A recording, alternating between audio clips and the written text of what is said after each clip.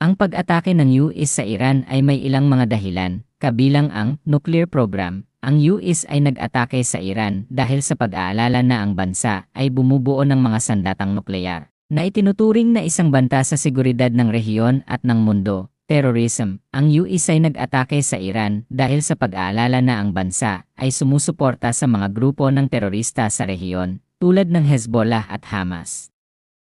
Regional influence. Ang US ay nag-atake sa Iran dahil sa pag-aalala na ang bansa ay nagtatangka na palawakin ang impluensya nito sa rehiyon na maaaring magbanta sa seguridad ng Israel at iba pang mga kaalyado ng US oil supplies. Ang US ay nag-atake sa Iran dahil sa pag-aalala na ang bansa ay maaaring magsara ng Strait of Hormuz na isang mahalagang ruta ng langis sa mundo. Ang pag-atake ng US sa Iran ay nagdulot ng matinding reaksyon mula sa mga leader ng mundo, kabilang ang United Nations, na nagpahayag ng pag-aalala sa pag-atake at nanawagan para sa deeskalasyon.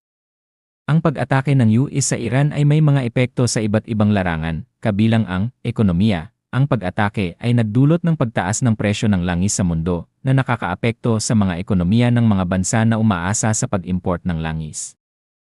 Politika. Ang pag-atake ay nagdulot ng pagtataas ng tensyon sa pagitan ng US at Iran na nakakaapekto sa mga relasyon sa pagitan ng mga bansa sa rehiyon. Seguridad. Ang pag-atake ay nagdulot ng pag-aalala sa seguridad ng mga bansa sa rehiyon, lalo na sa mga bansa na may mga alitan sa Iran. Ang mga relasyon sa pagitan ng US at Iran ay may mga komplikasyon, kabilang ang nuclear deal. Ang US ay lumabas sa nuclear deal ng Iran noong 2018 na nagdulot ng pagtaas ng tensyon sa pagitan ng dalawang bansa. Sanctions. Ang US ay nagpataw ng mga sanctions sa Iran na nakakaapekto sa ekonomiya ng bansa. Military presence. Ang US ay may mga tropa sa rehiyon na nakakaapekto sa seguridad ng Iran. Sana ang mga dahilang ito ay matuldukan at hindi na lumala pa.